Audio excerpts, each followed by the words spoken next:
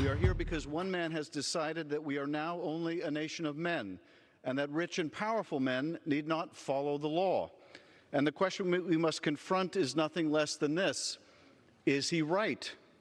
My friends on the other side of the aisle can't even muster the courage to say that the former president was wrong in his statement.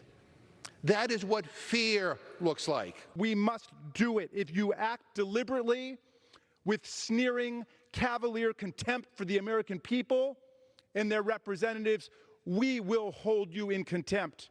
We will get to the truth of the violent assault on America. Good evening, Black people and all allies fighting for Black liberation, Black prosperity, and Black joy. I'm Nayyera Haq, in for Charles Blow. Welcome to Prime.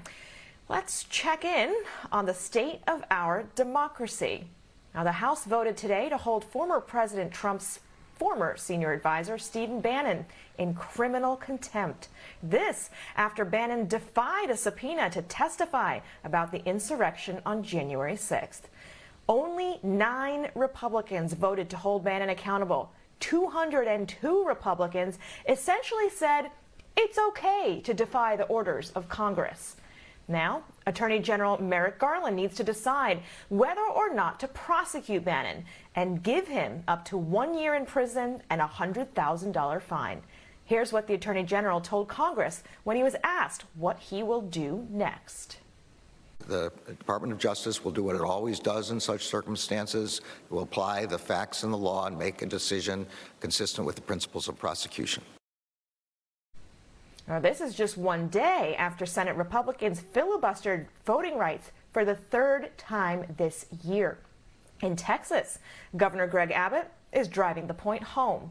Abbott is taking an attorney who worked with Trump to overturn election results in Pennsylvania and putting him in charge of all Texas elections.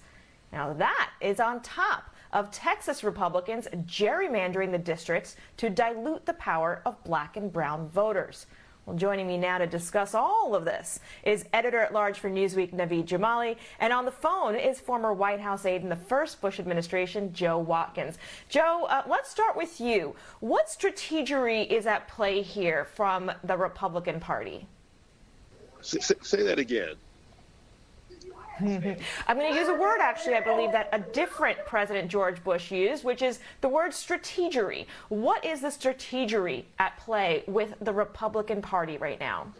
Well, not all Republicans agree with the playbook, but for those people who feel that that the only way to regain the White House and control of the Senate and the House is to be in complete disagreement with Democrats, that's the playbook. And so there's very little in the way of cooperation. There's very, very little in the way of compromise. Even on this voting rights bill, there's very, very little in the way of compromise. You had straight party line votes to block the movement of that bill. Hopefully it'll pass, but it'll take some compromise to get that done. The words compromise and bipartisan, though, that sounds like a bygone era, Naveed, of a different game board entirely than what we're dealing with right now. So, I mean, for Bannon and many Trump allies, rejecting a government order, they think it helps them. So what is going to be the impact of that attitude on the impact of the committee's investigation? Well, look, the attitude is that, of course, the committees. Oh, let's bring Naveed in here, Joe, for a moment. Sure. So, what the base question here is, on January 6th, was President Trump behind orders to disrupt our democracy? That's the question that we need answered. The rest of it is frankly noise. And I think that as long as the Republicans, throw chaff out there to change the narrative away from that question, they're succeeding. This is the question that every American should want answered, Republican or Democrat, whether President Trump was behind an attempt that essentially was a coup. And as long as we're not focused on that, that is a win for people who are defending Trump. It's as simple as that. It's noise. And that noise now is a potential destabilization of our very democratic institutions. So, Joe, let's bring you back into this. When you say that not all Republicans agree with that, we just saw that 9 Republicans did say it's not okay to defy an order of Congress, but 202 Republicans did. So where does that leave the Republican Party when it comes to defending democracy? Well, democracy ought to be the thing that everybody defends, but unfortunately, in the game of politics, it's really a matter of self-survival. So for the most part, you have members of Congress who realize that no matter what their personal feelings are, they have to get reelected, or they want to be reelected. And to be reelected, they have to understand at least the temperature of the folks that are electing them. So they will tend to do what they think will get them reelected faster than they'll do what they think is maybe the right thing to do. In this case, for better or for worse, President Trump has a very, very strong hold on the Republican Party, and is very popular with the base.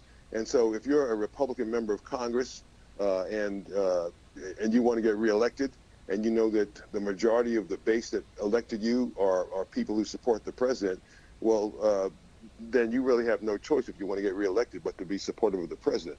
So that's the challenge that members face. You have Adam Kinzinger, you have some others who are willing to call it as they see it. Of course, Congressman Cheney, who displayed tremendous courage by being willing to call it just as she saw it and to speak her mind. But those members are in the minority, and you see how they're punished in their home districts. Certainly, at least in the state from which Congresswoman Cheney hails, she was censured by the members of her own party. Naveed, when we're talking about the playbook of politics, again, it seems like all of the rules of old have been thrown out the window, but Democrats are still playing by the rules of things like the filibuster or, trying to have votes counted in a legitimate way. So what do Democrats need to do to really keep the balance of power? Look, I mean, when we have Republicans who are running ground games for school boards, the Democrats can't even get a ground game for House, candidates. There is a model that worked, and that model was Stacey Abrams' model. The fact that the Democrats haven't been able to replicate that, it's not even that they've tried. I should correct myself. They haven't even put the effort into that. And the reality is that, look, we have Republicans who are gerrymandering. They're making it harder for people to vote. The right thing for Democrats to do would be to go back to an A-plus ground game, to get out voter drives, to do voter registrations, to get people to the polls. And the fact is that, it seems like they're more focused on, the DNC is more focused on spending money on, Twitter ads and stuff. That's what we're dealing with. The Republicans are excellent at getting a ground game out, making sure that reliable Republican voters make it to the polls. And as Joe said, this is all about getting reelected. And I don't know, the Democrats seem to be, that's not the game they're playing. I don't know what game they're playing, but it's not the basic one about politics 101, get your candidate elected or reelected, spend money on that ground game. I don't know where that ground game is.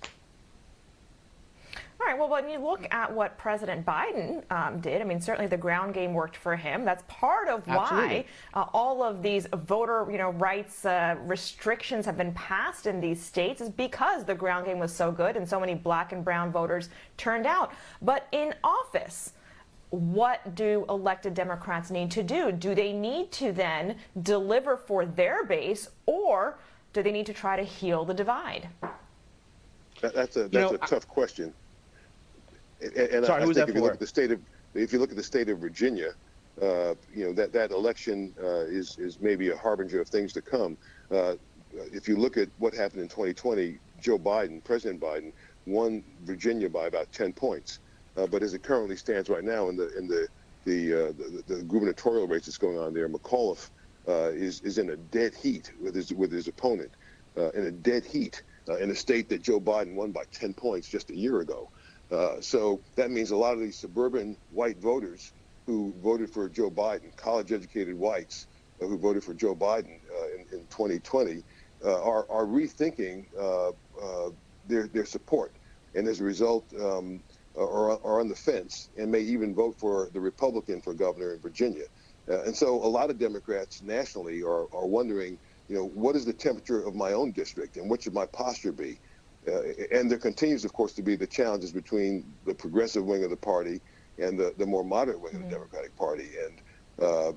And progressives seem to have an appetite at this point for not taking a back seat and for not taking no for an answer. So that makes it Joe Biden's job certainly more difficult to keep order within the party to get things done legislatively. Naveed, in the last minute we have left together, what would the Democrats' power move be right now when it comes to either the ground game or the congressional game?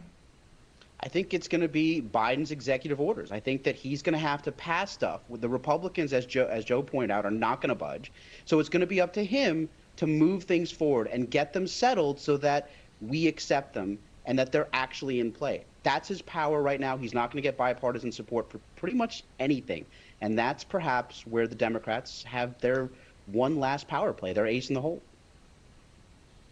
The ace in the hole seems to be going it alone then, according to our panel. Joe Watkins, Naveed Jamali, thank you for joining me tonight.